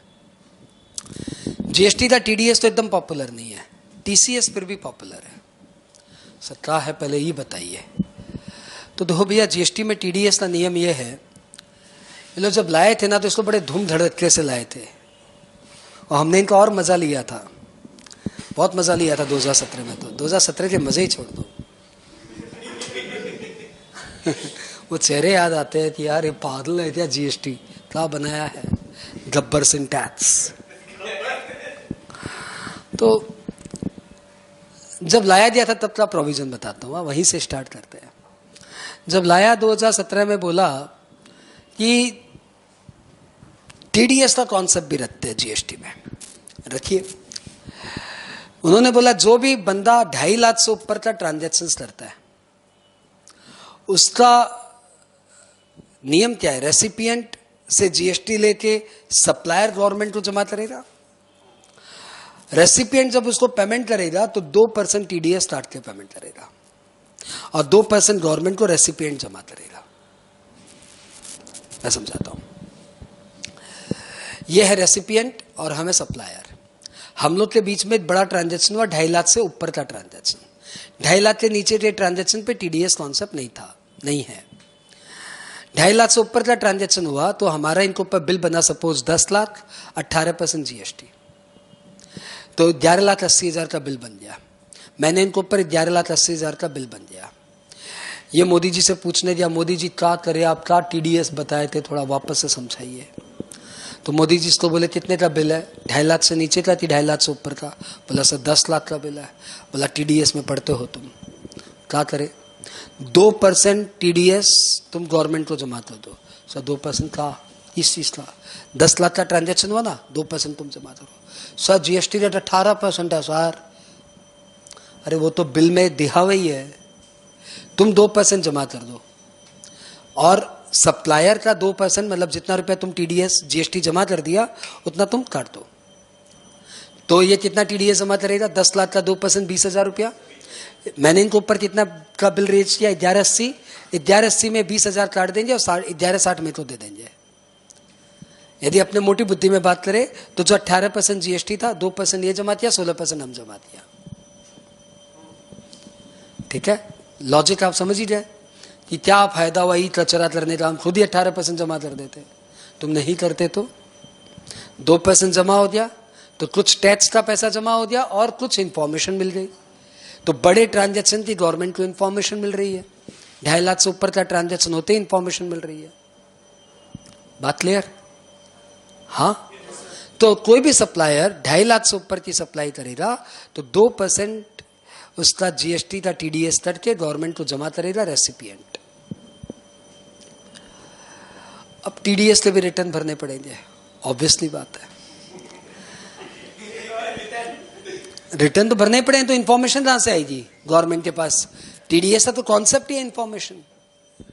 तो जो बंदा टीडीएस काट के गवर्नमेंट को जमा किया है तो बताएगा हम कितना कितना टीडीएस जमा किया है, किस किस ट्रांजेक्शन, कौन कौन सा इनवॉइस पे टीडीएस काटा है।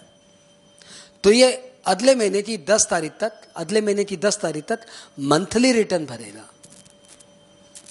वैसे टीसीएस के भी 12 रिटर्न है। तो हमने बोला कौन बोला आपको 37 रिटर्न, 61, 37 तो रिटर्न आपको जो बताते दिया प्रीवियस स्पीकर। 12 रिटर्न हम बताते हैं, टीडीएस से आपको और भरने पड़ेंगे। बताओ ना, 2.5 लाख से ऊपर का सप्लाई कौन सा बिजनेस में नहीं होता? कौन छोटा से छोटा दुकानदार है जिसका परचेज जब होता है तो 2.5 लाख का परचेज बल्क में नहीं होता? इतना परचेज तो छोटा सा कपड़े का दुकान का भी होता है, स्टेशनरी वाले का भी होता है। 2.5 लाख का परचेज करते ही वो आपका टीडीएस काटे, आपको उसका टीडीएस काटना है। और आपको उसका टीडीएस काटना है मतलब आप टीडीएस के 12 रिटर्न भरिए। एक महीना काट लिया तो एक महीना रिटर्न भरिए, बाद बाकी नील रिटर्न भरिए, 12 रिटर्न। और वैसे टीसीएस भी तो है जो बाद में बताएंगे, उसका भी 12 रिटर्न है। वो भी समझ लीजिए होता ही है। तो मतलब जिंदगी बीत जाएगी रिटर्न में, हमारे पास आ जाइए। हाँ, तुमको सीए का दर्द कहाँ बताया है? तो जो भी हो 37 + 12, वैसे सीए में भी क्वालिफाइड वो भी लोग काम कर रहे हैं, सीए में तो भी मजे हैं। तो 37 + 12 49 रिटर्न तो हो गया। बाद में इन्हें लगा कि यार ऐसे तो पब्लिक पकड़ के पीट देगा, किसी को ज्यादा परेशान करोगे तो उठ के मारेगा, और क्या है। तो बाद में इन्होंने टीडीएस का प्रोविजन बैक किया। टीडीएस हर एक को नहीं काटना। जब गवर्नमेंट या गवर्नमेंट ऑर्गेनाइजेशंस को सप्लाई होगी 2.5 लाख के ऊपर की, तो गवर्नमेंट ऑर्गेनाइजेशन आपका 2.5% टीडीएस 2% टीडीएस काटेगा। तो जो पहले नियम बनाया गया था ओरिजिनली कि हर 2.5 लाख के ऊपर के ट्रांजैक्शन पे रेसिपिएंट 2.5 लाख 2% की रेट से टीडीएस काटेगा, वो प्रोविजन उन्होंने चेंज किया। नहीं, only government public sector undertaking यदि रेसिपिएंट है और 2.5 लाख से ऊपर का ट्रांजैक्शन है तो वो सिर्फ आपका 2% टीडीएस काटेगी। हम लोग बैंक ऑडिट पे गए थे, ये टीडीएस नजर ही नहीं आता। पीएसयू का काम हमारे यहाँ कब होता है, पब्लिक सेक्टर अंडरटेकिंग हमारे यहाँ कब काम होता है। हम लोग बैंक ऑडिट पे गए थे, तो वहाँ पे जो सॉफ्टवेयर का जो मैनेजमेंट, मतलब आईटी मैनेजमेंट कंपनी थी, वो आईटी मैनेजमेंट कंपनी बैंक को सर्विस देती थी। साल का कोई 40-1 लाख का ट्रांजेक्शन होता होगा, तो 2.5 लाख से ऊपर हो गया तो बैंक उनका 2% टीडीएस काट के जमा दिए। तो पीएसयू जब तुम पहुंचोगे, पब्लिक सेक्टर अंडरटेकिंग में कहीं पहुंचोगे, किसी बैंक में या किसी कोल इंडिया में, तब तुम्हें ये टीडीएस के प्रोविजंस नजर आएंगे, तब तुम्हें टीडीएस रिटर्न नजर आएगा। या जिनकी गवर्नमेंट की सप्लाई है उनका तुम्हें चेक करना पड़ेगा कि टीडीएस रिटर्न हुआ है कि नहीं हुआ। तो टीडीएस रिटर्न कब तक जमा करना है? 10 तारीख तक। इसको लेकर अगली क्लास से फिर बात करेंगे, लेकिन अभी इतना समझ में आ गया क्या, सप्लायर चाहे कोई भी हो, recipient public sector undertaking, government या लोकल अथॉरिटी, ये लोग है। अमाउंट ऑफ ट्रांजैक्शन साल का नहीं, एक कॉन्ट्रैक्ट का। एक कॉन्ट्रैक्ट यदि 2.5 लाख से ऊपर का है, भले वो कॉन्ट्रैक्ट पार्ट में फुलफिल हो रहा हो, यदि एक कॉन्ट्रैक्ट 2.5 लाख से ऊपर का है तो रेसिपिएंट सप्लायर का जो बिल है उसमें 2% टीडीएस काट के गवर्नमेंट को जमा करेगा। ये 2% जो टीडीएस कटा है ये सप्लायर की क्रेडिट पे पहुंच जाएगा, क्योंकि जब सप्लायर को 18% जीएसटी लायबिलिटी रहेगी तो बोलेगा सर मेरा 2% टीडीएस कटा हुआ है, मैं 16% ही दे रहा हूं। तो सप्लायर का जीएसटीआर 2A में जहां आईटीसी नजर आती है, वहीं पे आपको टीडीएस का अमाउंट भी नजर आएगा। इसलिए रिटर्न 10 तारीख को भरवा रहा है, ताकि 13 तारीख को जब जीएसटीआर 2A बने तो उसमें टीडीएस की इंफॉर्मेशन रहे। क्लियर? 10 तारीख याद रहेगा। मंथली भरना है, क्योंकि गवर्नमेंट अंडरटेकिंग है, ऐसे सब खाली बैठे हैं, मंथली रिटर्न भरते रहेंगे, क्या है। ठीक, ये था टीडीएस। इसको पहले लिख लेते फिर टीसीएस में आते हैं।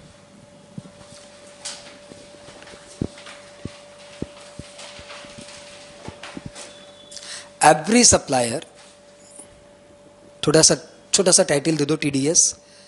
ये सब चैप्टर है आपके, ये सिर्फ इंट्रो है, ताकि जब भी हम लोग जीएसटी की कोई भी बात करें तो हम लोग पूरी लॉ की बात कर पाए।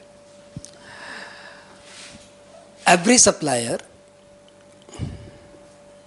making supply to government, PSU,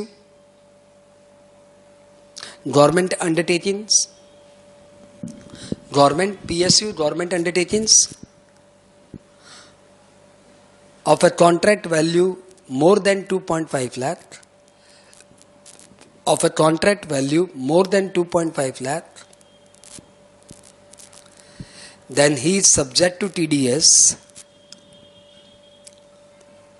Then he is subject to TDS at the rate 2%. Within bracket 1% CGST, 1% SGST. ये एक्स्ट्रा टैक्स नहीं है।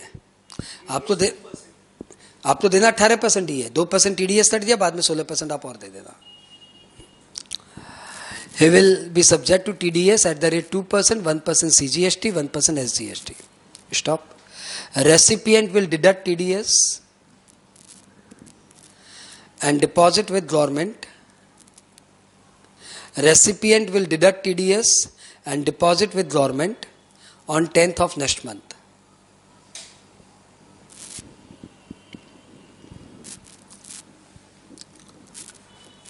Stop. Recipient shall file monthly return. Recipient shall file monthly TDS return. Recipient shall file monthly TDS return on 10th of next month. On 10th of next month.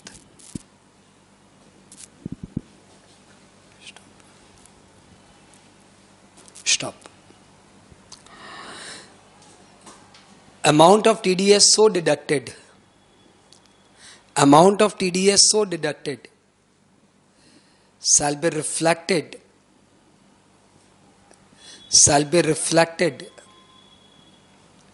in GSTR 2A of supplier. Amount of TDS so deducted shall be reflected in GSTR 2A of supplier. चलो भाई, TDS का concept समझ में आया. और जान है कि कल? बोलो जान है? चलो फिर एक टॉपिक और सीखो, TCS खत्म करो इसको. हाँ, आज निकल रिवीजन करेंगे. आप रिवीजन में आधे घंटे नहीं लगेगा, बेसिक लगेगा. आज हम लोग को मालूम नहीं पड़ा, सुबह हम लोग 1 घंटे का रिवीजन कर दिए. 5 बजे तक तो रिवीजन ही चल रहा था. TCS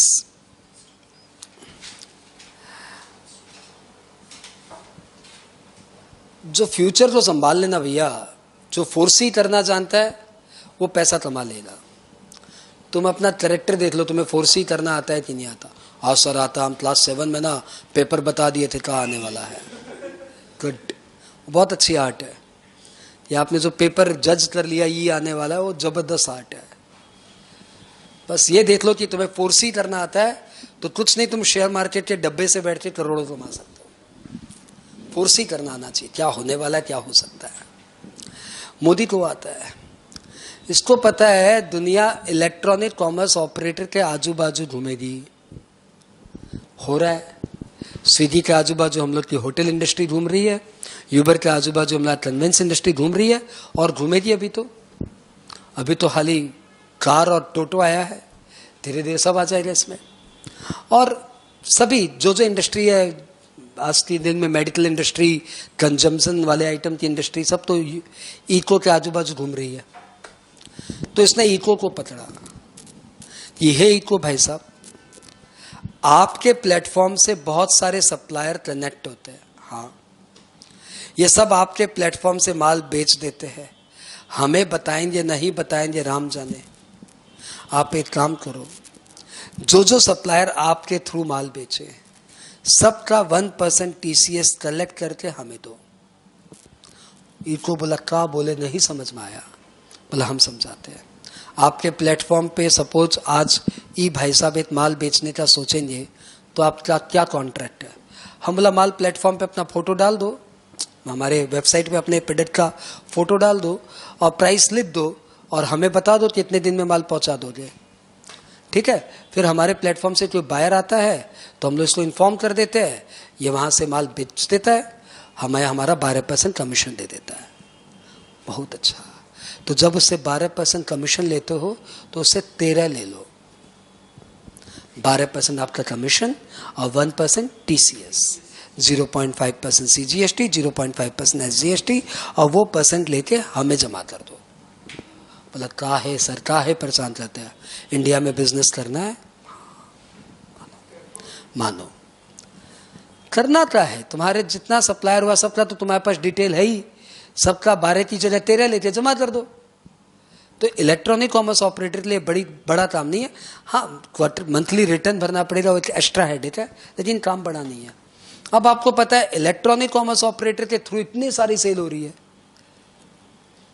सबका इंफॉर्मेशन गवर्नमेंट के पास है, just because of one provision कि टीसीएस के नाम पे ये इलेक्ट्रॉनिक कॉमर्स ऑपरेटर 1% टीसीएस लेके जमा कर देंगे आपकी इंफॉर्मेशन पे। अब कैसे हो रहा है सर, थोड़ा समझाइए कैसे हुआ। तो सपोज अमेजॉन पे मेरा प्रोडक्ट लग गया, मेरा प्रोडक्ट मैं ये माइक बेचता हूँ, तो मेरे माइक वहां से बिकते हैं। इस माइक की कीमत है 5,000 रुपये, मेरा प्लेटफॉर्म पे डाला हुआ है 5,000 प्लस 18% सपोज, तो 5,900 प्रोडक्ट पे डाला। एक बायर ने क्लिक किया, 5,900 उसने जमा कर दिया, ठीक है।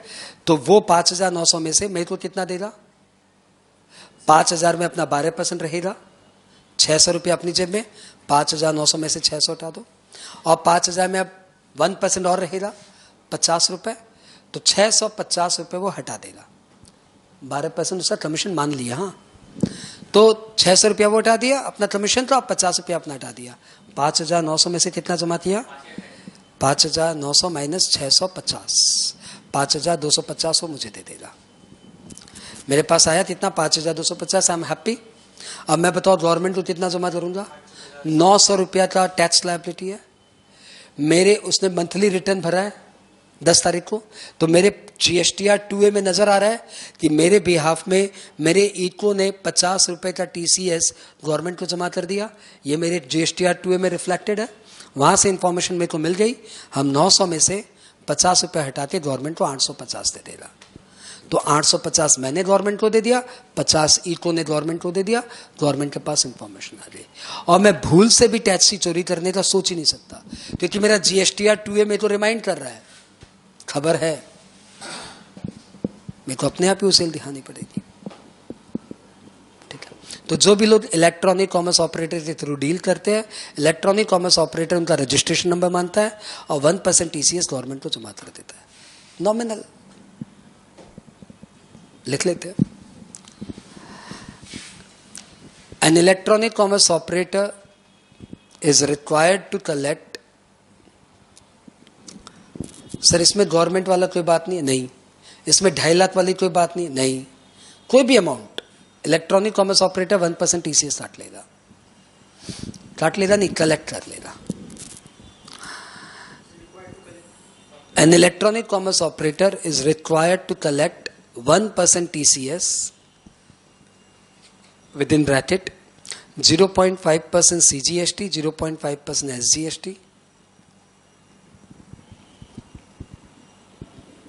on every supply made through him. On every supply made through him.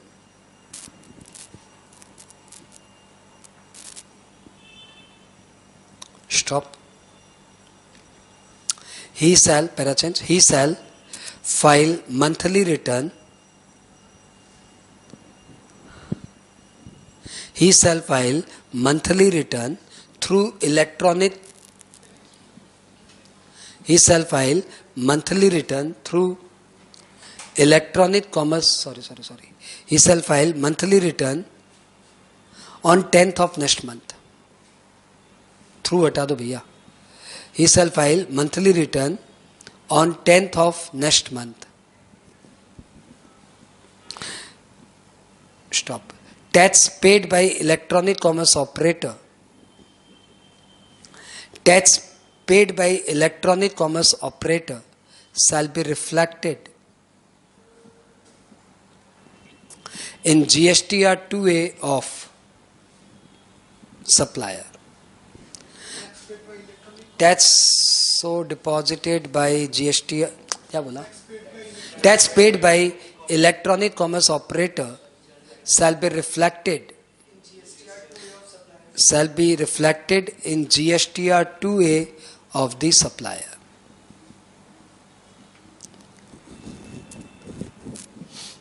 ठीक है, तो तुम्हें आज की डेट में TCS सब आ गया, आज भी अपना ये सब रह गया, GST काउंसिल, GSTN, अछूत कॉन्सेप्ट, एक अच्छा सम, ये सब अपना रह गया, कोई बात नहीं, नेक्स्ट क्लास कल करेंगे। छोटा सा टाइमिंग को लेके इश्यूज है। कल